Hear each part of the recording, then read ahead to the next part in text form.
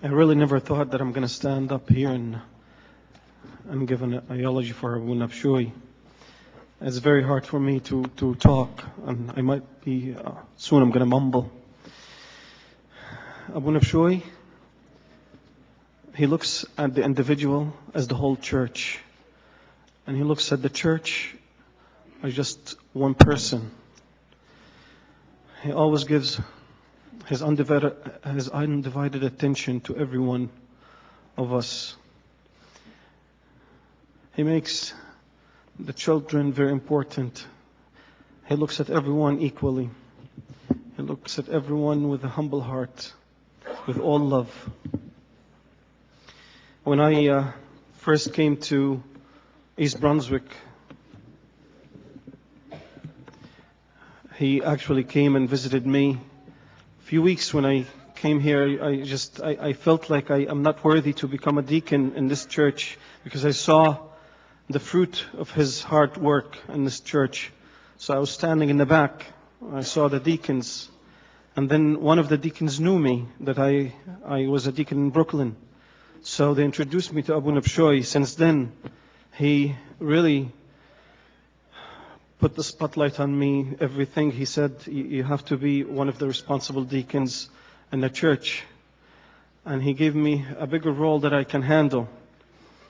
But through his prayers, which I feel until now, Abu Bishoy,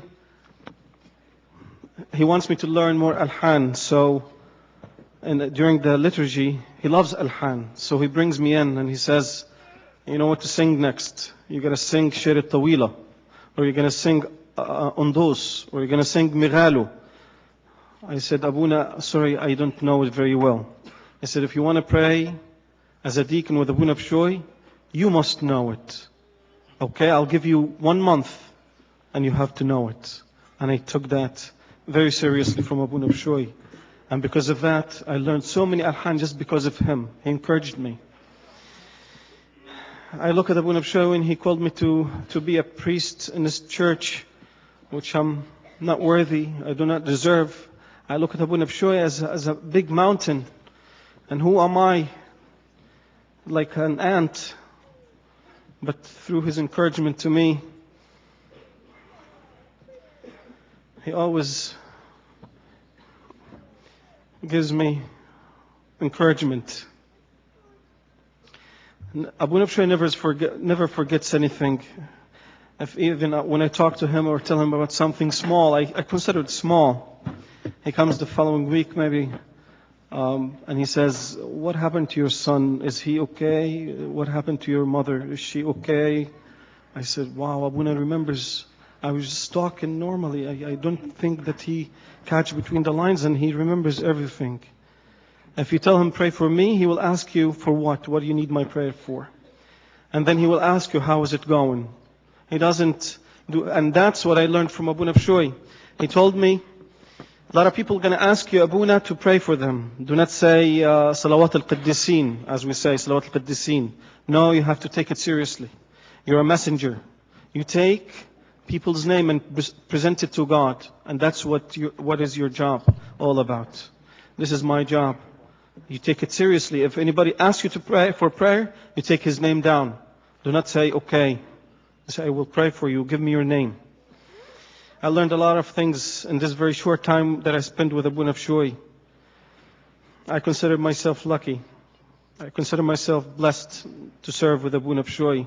Such a man that he's very well known everywhere where I go. In the 40 days that I spent in Egypt, when they know that I am going to serve in East Brunswick Church, they have all honor to Abu Bishoy, all respect to Abu Bishoy. And I feel that respect. I reap what I didn't sow. Abu Bishoy have sense of humor.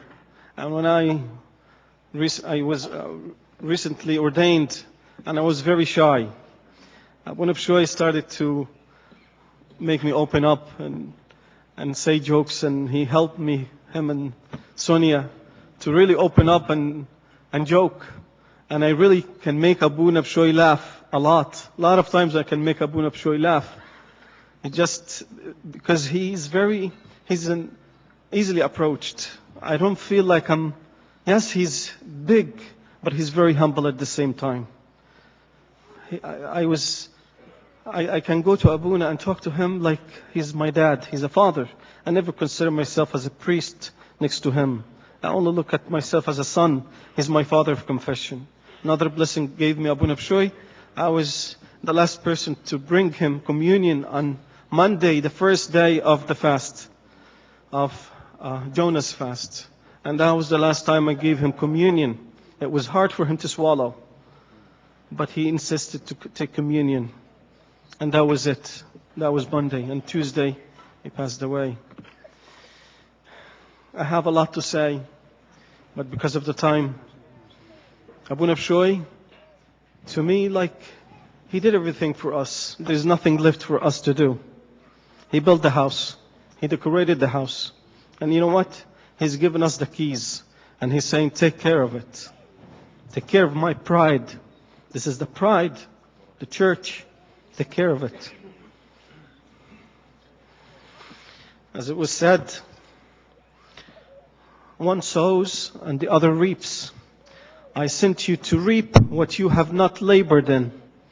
Truly, we are reaping what we have not labored in. We didn't work as hard as Abuna Bishoy, and we are reaping all this. We're not deserving what he left for us. And our hope is to keep his legacy forever.